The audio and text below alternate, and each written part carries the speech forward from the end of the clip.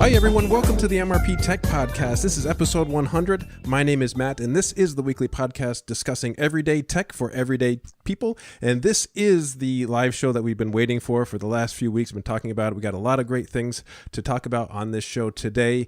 Hopefully, if you're listening to the live stream or you're joining us on Discord, you can ask questions throughout the night on the chat.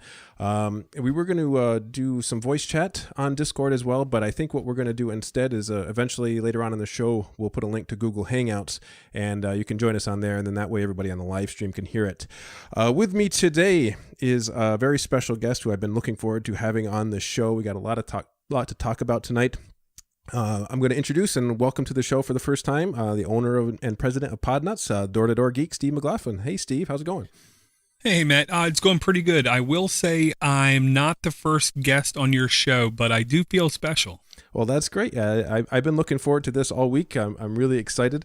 The previous guests that we had on the show were sort of warming me up for this episode. I never had an interview before on the show, so we've had a lot of great interviews over the last few weeks. So I'm looking forward to this one. How's everything going with you this week? Mildly crazy. We're ramping into the end of school down here in my state, in my county. We have like 1 full week left. Thus, the kids are like now more hyperactive than ever, and I'm just trying to keep them in good behavior for the whole year. Oh yeah, I definitely understand that. The kids have been pretty wild over at the school that I work at too. So I just put this in the show notes right before we started the show, but I got to announce this. A few weeks ago, I've been talking quite a little bit about amateur radio on this show, and one of the things that we did, and in fact, one of the guests that we had on this show a while ago, Emmett Hoops, he and I sat down for about 12 or I guess 10 hours one day, and we filled out this paperwork for what's called the ARIS project, Amateur Radio and International Space Station. And just before the show this weekend, I got an email from the ARIS project, and my school district is one of 7 in the country that will have the chance to contact the International Space Station and talk to astronauts via amateur radio, and we're basically in phase 2 right now. So in fact they haven't even made the announcement yet, but by the time this show posts, the announcement will be made up and everything will be official. But I just think that's pretty awesome, and I can't wait for my students to get to talk with astronauts on the space station. How cool is that? That is freaking awesome. Yeah, we're looking really forward to it. It took forever to fill out the paperwork for this, but basically what we still have to do is we fill out an equipment plan now, but we have all the equipment in place, so I don't foresee any more issues. But one of 7 schools, we're pretty honored to be a part of that. So it's pretty awesome. Very cool. Yeah, I mean, I work for the government. You work for the government. Now you're dealing with the government for this kind of thing. Yeah, nothing's going to be quick, easy, or simple. You have to document everything. It's really crazy because the way it works is from now for the next month or so, we'll deal with someone who's going to get our equipment plan basically approved. So we have to go through an approval process, and then we have an online meeting, and then 3 months from now we're put into the scheduling queue. But then because of the drift of the space station, they can't just give us a date 6 months out. So they'll start narrowing down the date somewhere between January and June of next year, and then basically a week ahead of time they'll give us the final exact time that we'll actually be able to do it. So definitely it's going to be fun, I think.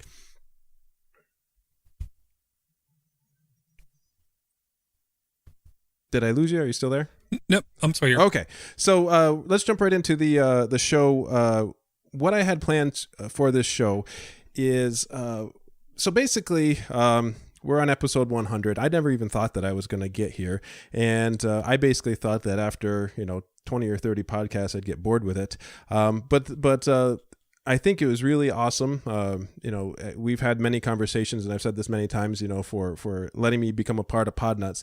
And so what I thought I would do, just out of my own sheer curiosity, is have a show on basically the history of Podnutz and talk about some things. You're the owner, a lot of the stuff behind the scenes. You've probably been around for a very long time. So let's talk about with you the sort of origin of Podnutz. When did Podnutz sort of come to be?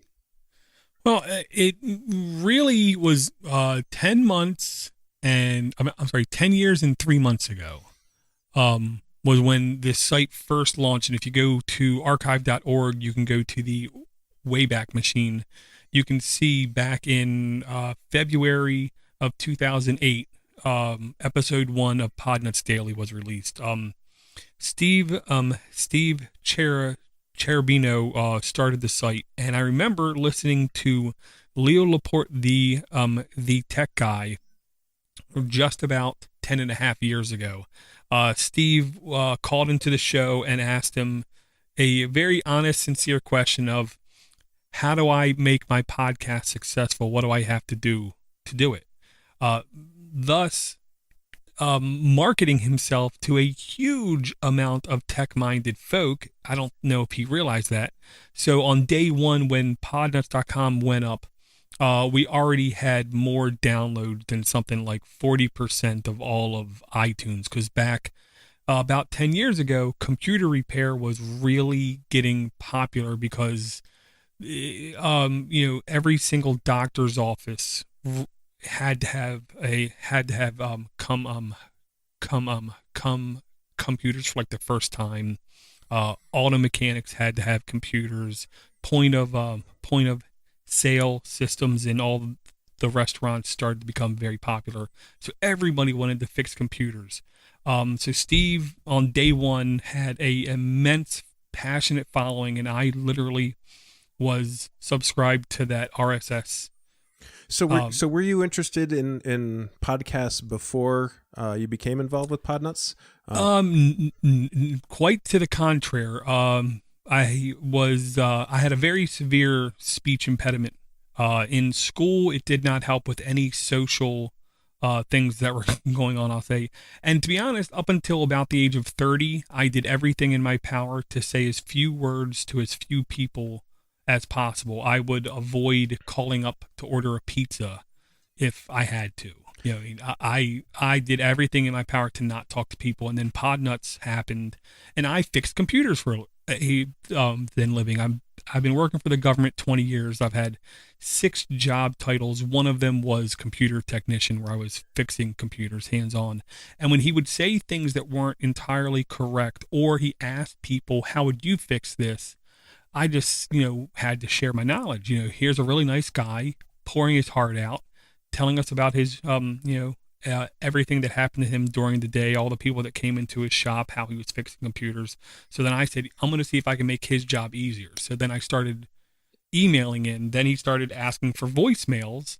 So I said, well, I know if I send a voicemail in, he'll put me to like the very top of the list, because he was starting to get a good amount of emails. So then I sent him a voicemail, and one of the very first voicemails, I forgot to hang up, and people heard me say to my youngest one, who was then like 3, I said, look, just eat the waffle. Everybody loves waffles. And Steve purposely played that on the show. So for a couple years, I was known as the waffle guy. Oh no! So the original purpose, let's say, of Podnutz was a computer repair podcast, so to speak, with Podnutz Daily, and so eventually, did you get offered to become a co-host? Is that how it worked? No, I really had to harass Steve about a Linux show. I'm not like on the cutting edge. I'm on the bleeding edge with almost all my tech all the time. And I remember telling him how this is going to be a big deal. This is where business is going. This is where people will be able to make a lot of money. You need to do a show on Linux. And he's like, well, I don't know anything about it. So it basically just started out with me and him having conversations about what is Linux, why is Linux, when is Linux, how is Linux. And then I just never shut up. So was that the sort of origin of Linux for the Rest of Us? Was that the show that came to be, or was there a show prior to that? I was a guest on one episode of Podnutz Daily, and maybe on an episode of Podnutz where I was going over my flow, all the software I was using to fix Windows computers. But I was using Linux primarily to do all my fixes, and whenever I brought a computer home, I made sure it was on a different network, even just because I didn't want that dirty Windows computer on my network. Yeah. So, and then he kept hearing, well, I'm not having these issues. I'm fixing these things. Linux sounds interesting. So, okay, I guess we'll do a show about it. And what were you running for a distro back then? Well, back that time, it was 8 years ago, just about 8 years ago. So I'll say it was either Ubuntu, or it might have been there was a couple French distributions I used to really like, because I don't know why French people make beautiful desktops. Yeah, I seem to be I hear that quite often, believe it or not, that back in the day those French distros were where it was at. Yeah, and it wasn't Voyager, it was like one or two French distros before Voyager, but it was the same kind of passion put into that. Yeah. That's display. So okay. So you became sort of once in a while you probably were on Podnutz. When did it sort of become a network and have multiple shows?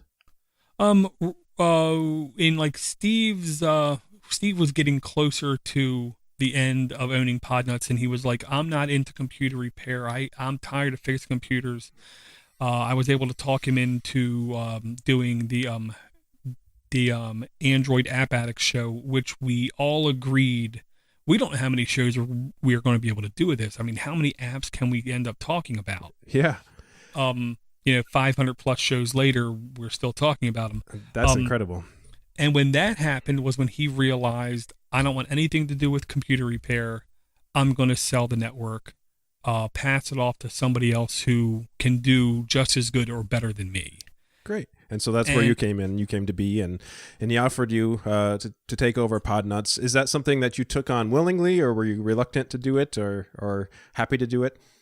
Well, he tried selling it for like a year and a half, and he had many people offer him money. A couple people offer him more money than he wanted, but he thought to himself, all they're going to do is liquidate everything, turn everything into money, and just turn all the fans them way. And me and him were talking this whole time, and he said, I just want somebody with passion. I just want somebody to carry on, to do the right thing. And then he finally just broke down and said, would you want to buy it? Oh. No, well, I need like a week to think about this, Steve. I'm married. My money's not my money. My money is our money. So I got to stop and think about this. And then he said, well, you can pay me off from the money that you make off of Podnutz. Well, that's great. And so he was very particular, and he basically had this thing that he created, and he was protective of it, and he wanted to make sure somebody did right with it. Yeah, and I hate putting it like this, but to me there's some truth in saying he is the daddy of Podnutz. I am just the father of Podnutz. I'm going to pay its way through like college, but it isn't my kid. I'm just trying to do right by its dad. Well, you do a great job, and I sort of started listening to Podnutz when I got into Linux. Probably I got into Linux around 2009, but it took me a good couple of years to before I found the podcast thing, and started searching around for Linux podcasts, and then that's where I found Linux for the Rest of Us. And I wasn't really sure about what this whole podcast network thing was, and then I started picking up other shows and realized, hey, these are all part of the same network, and so I started listening to all of them. And one of the things that I realized real quick is that all of these hosts that are on Podnutz, they basically, most of them are volunteering their time, and they're talking about their passion and the things that they really enjoy talking about. And so that's when I really started getting interested in Podnutz, and just as a listener. And one of the things that I noticed was that passion that everybody had. And do you have some favorite shows from way back in the beginning of Podnutz that you want maybe give a tip of the hat to on tonight's show? Well, I'll say Tim Kelly hosted Podnutz Daily for at least a couple months, and I thought his shows were some of the, I don't want to say the best shows, they were some of the toughest shows, because he handled that mic so strongly, and he made sure that everybody understood everything about what was being said. Every one of his shows I had to listen to at least 2 or like 3 different times, because there was so much content in every single episode. So his was, to me, by far some of the best Podnutz Daily episodes. I remember the Linux for the Rest of Us. The worst thing you could ever do to the old owner, Steve, was not show up or be late. I could, like, you know, ruin his door. I could sit on his dog or cat, you know, on like his pet, and he would be fine, but don't be late for a show. And one episode, like 20 minutes before my power went out, I literally ended up sitting in my car using my phone as a mic and did a recording just because I didn't want to let him down. Oh, man. Yeah. And it sounded horrible. Oh, the audio quality was horrible. I can understand where he comes from on that. You know, I deal with a lot of musicians personally, and, you know, I remember, just as a short story, one time we had a concert, and a really good friend of mine, there was 5 of us that were supposed to play, and I didn't see 2 of them until we were actually walking out to perform for the show. So after that, I became pretty particular with musicians and being on time, and you know, that's basically the same thing. You know, don't be late, you know, be early and that type of thing. But you know, as far as you know, podcasting, I guess I'm not as strict with that. But I can see where he was coming from, wanting to have everything run on a time schedule. Yeah, and I'll say, it was like unspoken back when the old owner owned it, and now I say it to the tops of the hills. Podnutz is not about market margins. Podnutz is not about journalists. Podnutz is not about sponsorships. Podnutz is not about maximizing click-through. Podnutz is not about any of that stuff. Podnutz is just normal people wanting to communicate with normal people. Anything that happens after that is secondary. First, we have to focus on just being normal people, and that's why you have people like Jeff on the network, people like Martin on the network, Eric on the network, and Mark, because we just like hanging out with like-minded people and talking about a specific tech topic that other people seem to listening to. We always relate it to, imagine if you were walking down the street and there was a open garage door and people who would become your friends were just sitting in there talking. That's the kind of thing we want to happen. We don't want to, you know, every 30 minutes stop with, 3-minute ad spiel. We don't want to, you know, insist on products being better than anything else because the only constants change. We just want to be normal people. And you know what's great about that is that doesn't stop when the record button is stopped after recording. That is them. Those hosts are like that off air. They're all great people, and they several times have contacted me to help me out with issues. And you know, so it's not just a gimmick. It's really, the hosts on this network are really incredible people, and you know, that I think you just basically said the current mission statement for Podnutz is, you know, normal people with everyday lives that come on and talk about their passions. I mean, how much better could it be than that? Yeah, and I mean, and the beautiful thing is we all have our own passion, and with the stage of a podcast, the best thing about it is you hit record and people listening to you. So, you know, everything is going to change. Topics are going to change. Styles are going to change, but people are still going to be able to listen to you. And that's what the real thing is. People have multiple reasons to listen to a cast. Some people say it's to learn. Some people say it's, you know, to hear this kind of news. But in reality, most of the time, you are listening for the individual people. Yeah, and speaking of individual people, let's talk about some of the current shows that are on. So after a few years, Podnutz sort of evolved and became a whole network, and I'm sure you've invited more and more people on as the years have come to be. Let's talk about some of the shows on the network and give some of the shows that you want to talk about a plug. Okay, well, to be honest, the first one is the computer repair podcast. I think more true than ever these days, people change careers. I've seen entry level people fixing computers of all ages now, up to literally 60 years old fixing a computer. if you want to maximize how much you can learn and ask questions to people who will answer every question you have, that's the show to listen to. Again, fixing computers, it's constantly evolving, constantly changing, new operating systems, new versions of .NET, new things about network, new vulnerabilities, new types of infections, new types of security tools. It never stops. And that show covers such a large percentage of that field. There's no doubt we've had multiple people tell us over the years, I have a job based off what I learned in that show. I have a career based off what I learned in that show. That show helped me through my, through my first couple years in the business. Now I own a shop. Now I make $80,000 a year from my shop. We've heard all kinds of stories, and that's the one show that just keeps doing good. That's awesome. I actually listened to that show for a really long time, and it actually was quite helpful with some things that I was working on. And Bigfoot in the chat room has a question. It says, what subjects do you guys find is the most common tech questions people ask about? Well, most of the time it stems from what would cost the person the most to do if they didn't do it themselves. So I'll say recovering hard drives. How can I get this data off the hard drive? And the old wives' tale that no one really should ever do is you stick the hard drive in the freezer. Oh, jeez.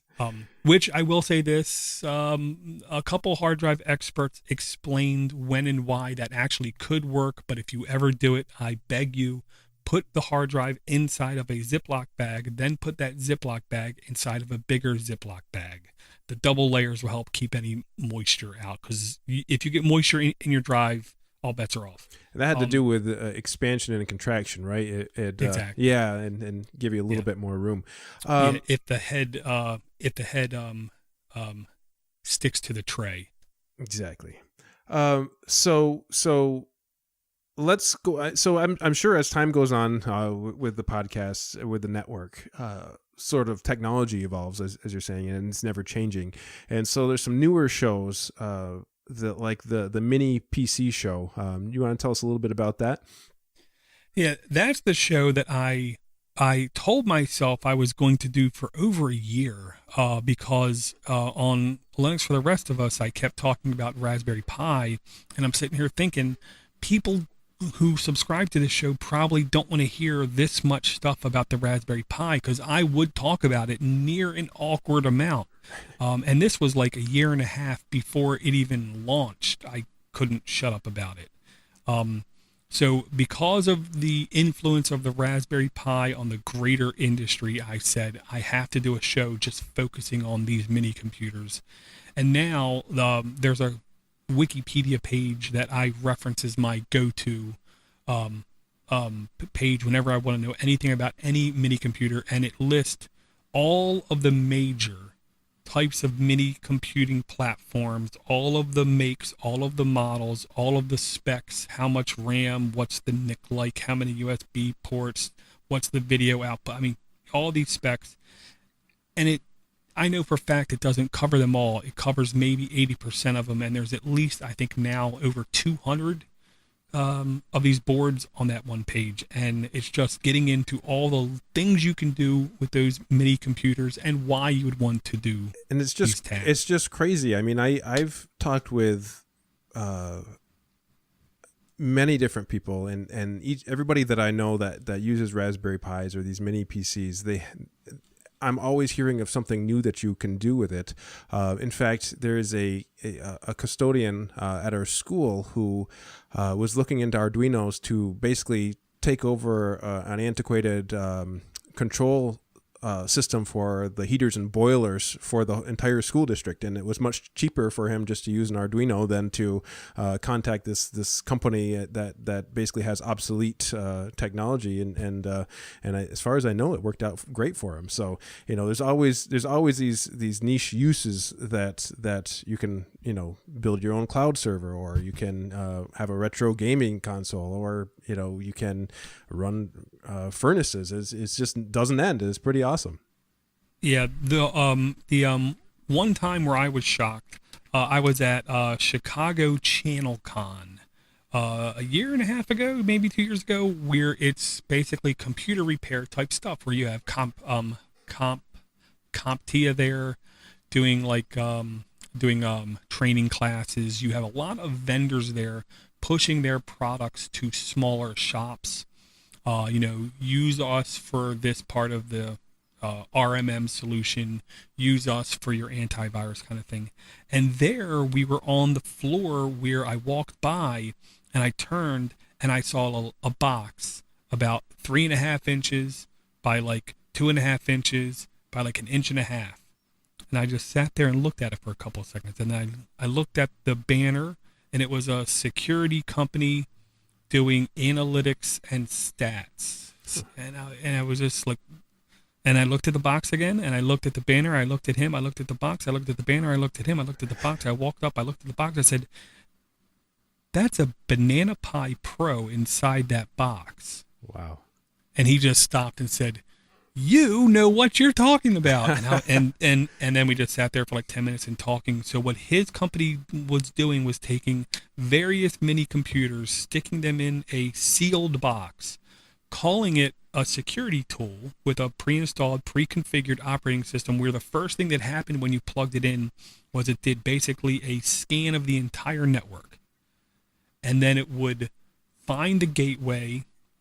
You would go to the IP address on this little screen on your computer. You would go through the web portal. You would configure if there was security token to get out to the internet. And then that box would send all the results back to their company. Their company, through a secure portal, would offer all kinds of maps and layouts and reports and spreadsheets of everything that the device could find. And you could set up tools where if somebody plugged up a brand new computer, within like 2 minutes, you would get an email. All kinds of stuff. And it was all off this mini computer being marketed as so much more. And that's the business I'm really liking when I see individuals take these mini computers and put them to a very measurable use case that a business can actually take care of and put in their system and then use as a tool, and they don't have to understand the underlying operating system. Yeah. And so what conference was this that you went to that you saw this again? That was CompTIA Channel Con in Chicago. See, I've never been to one of these conferences, and the only reason is because I live about as far north as you can imagine before you run into the Canadian border. And it seems to me that every conference is at least 10 to 12 or more hours away. And I bet you that's probably the best part about going to a conference like that is seeing something like that that you've never seen before, and getting to actually talk with the people and learn a little bit about it. I just can't. I can't imagine. The stuff that you've seen. How many shows do you usually go to a year? I was trying to make it 2 or 3 shows a year. This year has definitely been slower, but in the last year I had health issues. My job is once again pivoting at my same workplace, so I've had to focus a lot of attention on other things. But I try to do at least 2 to 3 shows a year. I did go to PodFest earlier this year, and I do still plan on going to OLF in October. Nice. And I'll say this, that conference in ChannelCon was a completely different conference than anything I was ever accustomed to before. I never saw so many people in slacks and golf shirts and ties at a conference. Wow. I'm used to flip-flops and t-shirts. I can imagine. One thing I wanted to ask you, I know there's a Northwest Linux Fest. I know there's Ohio Linux Fest, and I believe a Southeast Linux Fest. Is there a Northeast Linux Fest? There was. It was hosted by one of the best people I've ever met in my life, Jonathan Nadeau. a blind Linux user focused on accessibility in computing. He hosted it for, I want to say, 5 years up in Cambridge, Massachusetts, and then 2 or 3 years ago, it just got too much for him to handle. He wasn't great at delegating stuff, so he ended up doing a lot of the work himself. And being a father of 5 and a husband, and it just got to be a bit much for him to take on, so he just stopped holding it. But it was a lot of fun. Oh, I bet. And I didn't realize that he was behind it, because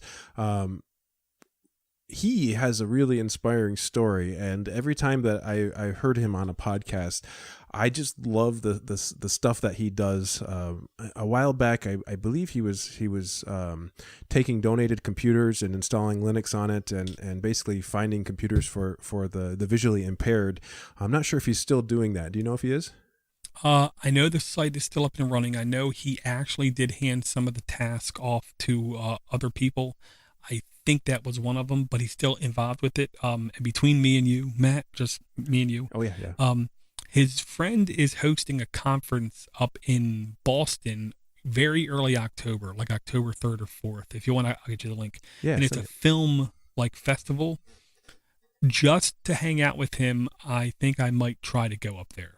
Yeah, everything he does is just incredible, and he's a pretty inspiring person, and especially being able to do that without any sight is just amazing.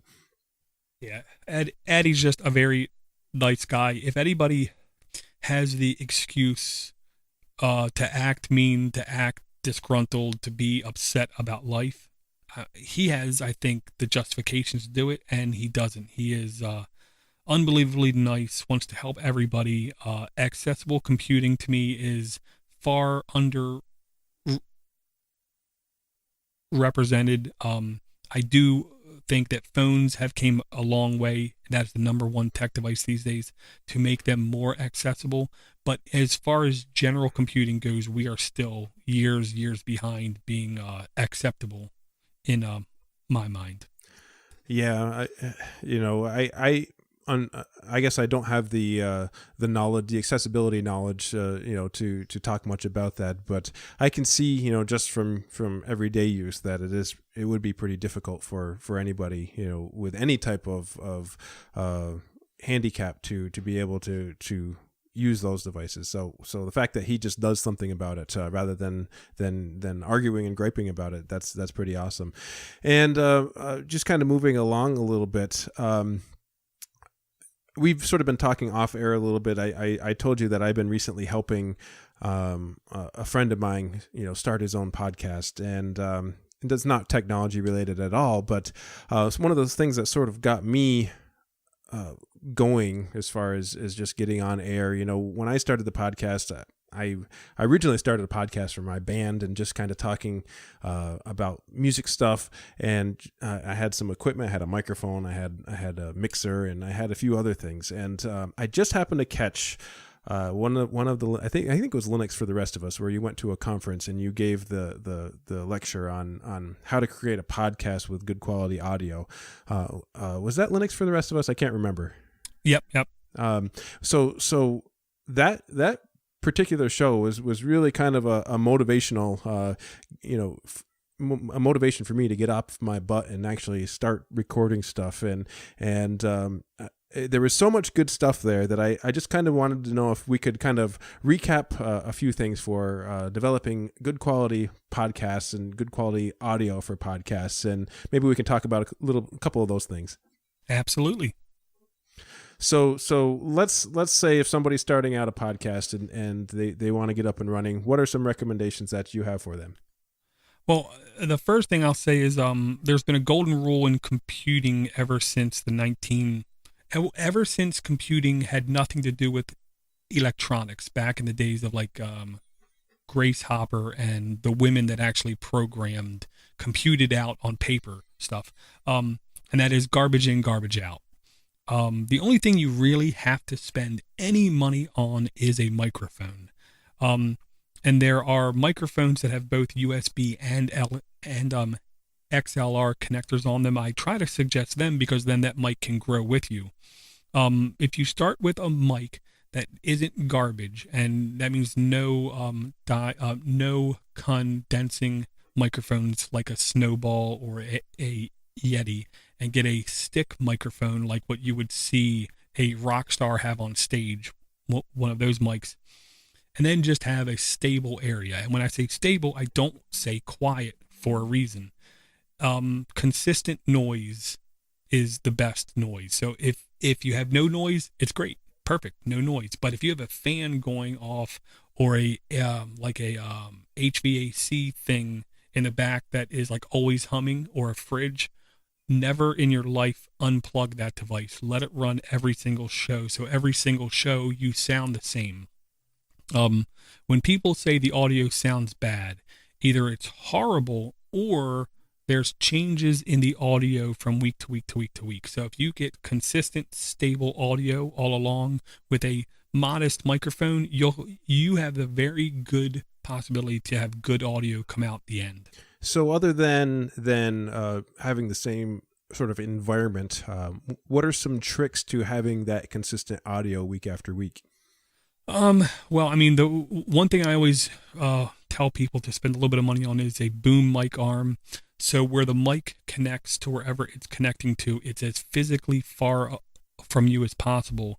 That gives you the greatest likelihood of not hitting the mic, not knocking over the mic, and still being able to type on your keyboard and not hear the thuds come through the desk, through the arm, and back up to the mic. With the Snowball type mic, anybody in the room that you're in could make any noise and it would be picked up just as loud as your voice. Oh yeah, those condenser mics, they pick up everything. Right. Now, if you're in a professional grade studio, then get one of those mics, because they'll make you sound fantastic. But for a podcaster sitting in a room or a garage or a closet or a bedroom, you want just the normal kind of dynamic mic. Now, do you have a windscreen on your microphone? I can't remember. I have a foam ball on mine. Okay. Yeah, I picked up a windscreen from Amazon, and that really really cleaned up the audio quite a bit. And as far as like, when you're saying any words with P's or S's or something like that, it really, really cleans it up very nicely. So that's something that I would recommend for clean audio. And yes, and I would tell the person also, it should never take you longer to edit your show than it does to record your show. And the prep work for your show should not be longer than the show itself either, or else doing the podcast is going to feel like work. When you hear people talking about pops, the P's and the S's, don't go too far looking in how to fix that, because I found like de-essing tools in the digital audio workstation is a remarkably fascinating tool that if you then accidentally train yourself to hear the S sounds, you will always hear them for the rest of your life, and then you'll always want to try to fix them, and it's really hard to break out of that. I think that's where I'm at recording podcasts. One of the things that I'm, excuse me, one of the things that I tried to, the whole reason I'm doing this is to become a better public speaker and to get rid of the ands and ums. And I'm really terrible at that, especially when I get nervous. And so now that I'm paying more and more attention of it, anytime that I'm hearing it is, it drives me nuts. So those S sounds and everything else, really get to me. Right. Yeah. And like spacing from the mic is, I don't want to say key, but having the microphone in a comfortable position to where you don't have to bend over makes it much easier for you to stay at the same range from the mic the entire time. Thanks, Matt, for putting that in my head. I will say the best thing about podcasting is it can definitely help with your ability to public speak, but that's the other reason why I will not spend time editing my audio, because then I'm altering what my speech is. And when I have to actually go out in front of people and talk, I don't get a chance to edit. I just have to talk. So it makes me more hyper aware from breath to breath, where my breath is, where the pause is. And I mean, if I had to ever give anybody advice on public speaking, and I don't like giving advice to anybody for anything, it would just be, number one rule is you cannot speak too slow. if you're speaking what you think is too slow, you're not. Slow down. Because it's so easy to talk too fast and leave everybody behind. When you're in that interactive, dynamic, real-time speaking environment, you have to give things time to set in. That so could, people can that couldn't be a better point, and actually it's funny you say that because right here on my desk I have a card that's got the word slow down written on it, just because I know I talk too fast when I get excited. And so that's one of the things I'm working on, is slowing down and really making things sit just a little bit longer, and that will probably clean up a lot of my issues with my audio. Right. I almost compare everything to computing. I would almost call it like a governor, which I know you can have on cars too. Have your governor turn to such a point. So if you ever have to really stop and think about how you're going to say something to make sure it comes out correctly, it's that same speed the rest of the time you're talking. So when you have to take that little pause, people don't notice it because that's just how you speak.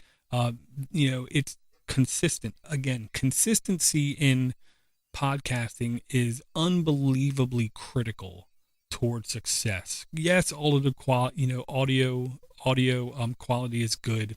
Content is, of course, relevant. The diversity of your vocab does help. You don't want to be crazy. You don't want to be college level grammar with everything, but you have to definitely be able to clearly articulate what's in your head. But if you say it at a nice, slow, constant rate, here's the other reason why a nice, slow, constant rate to me is good. Because then if the person speeds up their audio, you're going to be at the same speed. Because if you literally slow down and speed up and then they speed up the podcast, it's more dramatic is the way I'll put it. And that makes perfect sense. Let me ask you this. What is your whole reason for podcasting? Why do you do it? Well, I mean, it kind of stems back.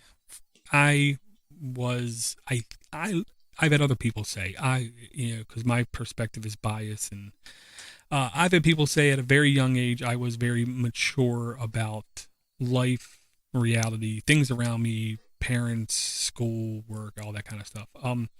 I believe part of my duty being here is to provide better for my children than my parents did. Not that they did bad, to just be a better human. That's what it entails. But at the same time, there's experiences that I've seen, that I've witnessed, that I know other people haven't. And it gives me an opportunity to share what I think I learned, what I believe, what I see, how I fix things, how I work around issues, whether it be, how do I get this done on my Android phone? How do I do this on my mini computer? Just to share. And to be honest, what ends up happening is I get either feedback on the show, or I have another guest on the show that actually enlightens me more than I think I could have ever did that to other people. So it's really to share and learn for everybody.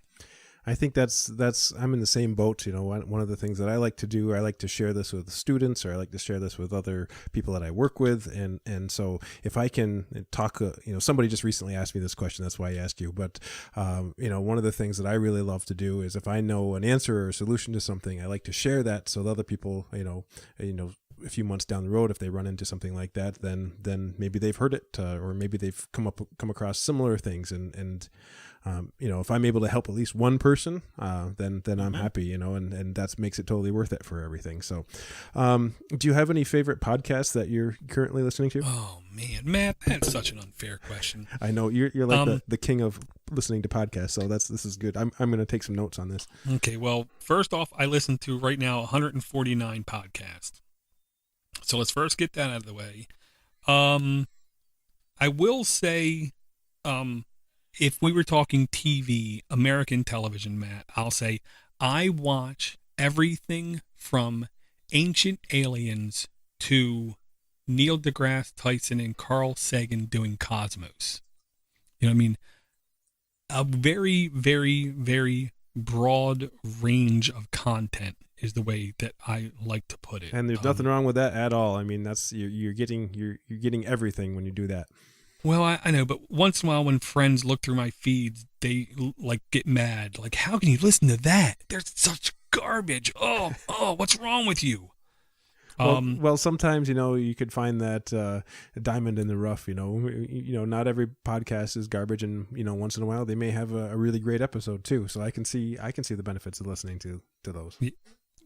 Yeah, and all the Podnutz shows, of course, I listen to. And if I didn't own Podnutz, I would still listen to most of them. But I'll say one of them out there that I found informative was a healthcare triage podcast, which does come out semi-randomly. But if you've ever been aware of nerd fighters on YouTube, Hank Green, John Green, the one guy is a successful author.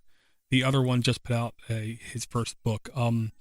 Paper Towns, which was a movie, came from his book. That guy.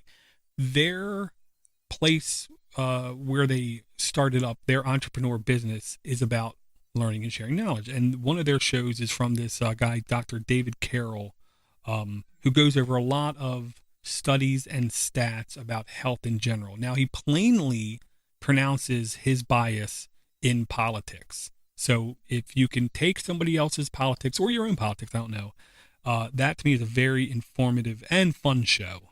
Nice. One more I'll talk about real quick is historical. Oh man, my English grammar is so bad, Matt. Historical controversies. There you go, I got it. It's only 44 episodes deep. Some of the episodes are, I think, like an hour and a half. He's literally going through periods of American history, taking unbelievably small slices of them, like a 2-day increment, and then telling you everything that we know about those 2 days, whether it be the first shot of the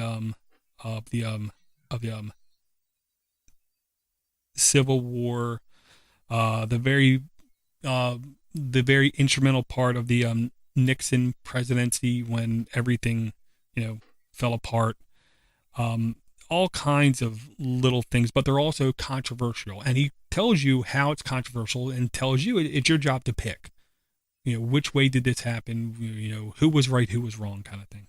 So I think that's a really fun one, but the list will honestly go on and on. I'm sure. Stop me. And I think having that well-rounded, so to speak, list of podcasts too, I think you get a bigger scope and a broader scope of everything that's sort of going on in the world too. I think that's something to keep in mind, because a lot of podcasters are just like that, normal everyday people, and I actually prefer people who podcast out of their home studio or garage, over the bigger podcast network for some reason. I always tend to gravitate towards those homebrew podcasts. Well, I'll say good.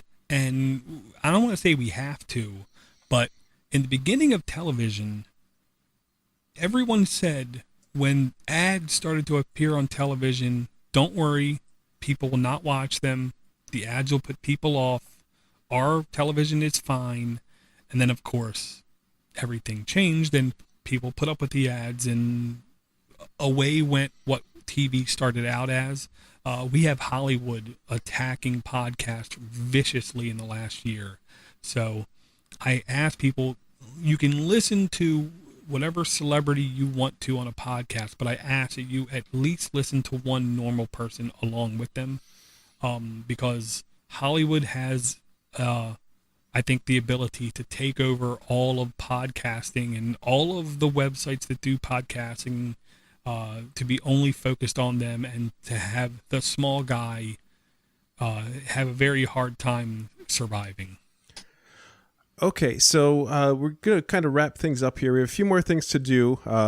First thing I want to do, I want to talk about how we can support Podnutz and why we should support Podnutz. And then we're going to get some listeners here on the show to come in and say hello for just a couple minutes. So let's talk about how we can support the Podnutz network. Well, I mean, the best way is to literally just listen to the shows and provide feedback or tell other people about the show. That's the best way to support the show. And the reason I say that is we as an organization only need like 1,000 people dedicated to listening to us, like dedicated people. The rest of the people can just listen and not contribute back and not donate anything back. As long as we have that core 1,000, we're fine. And we're okay right now. We're not perfect. We're not great, but we have a lot of really loyal people. So number one, just download and listen and provide feedback. Then if you like the network enough, you can go to podnutz.com/support, I believe, where you can go to our links on Patreon or PayPal. If you go to any show's Patreon page, you are supporting them. That's why you're at that page, to support that individual host. Every individual host supports Podnutz how they see fit.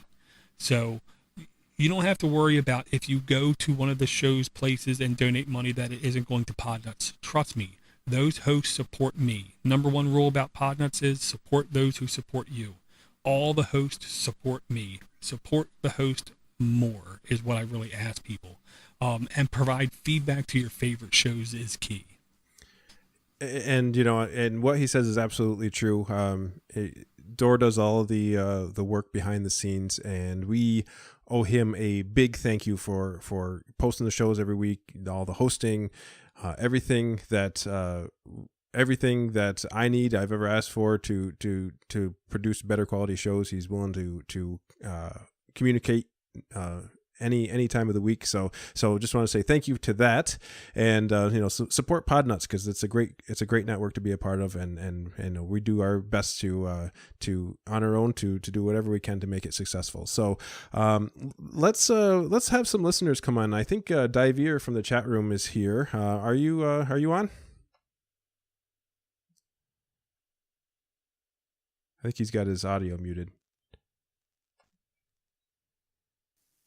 Yeah, I'm here. Hey, Divier, how's it going?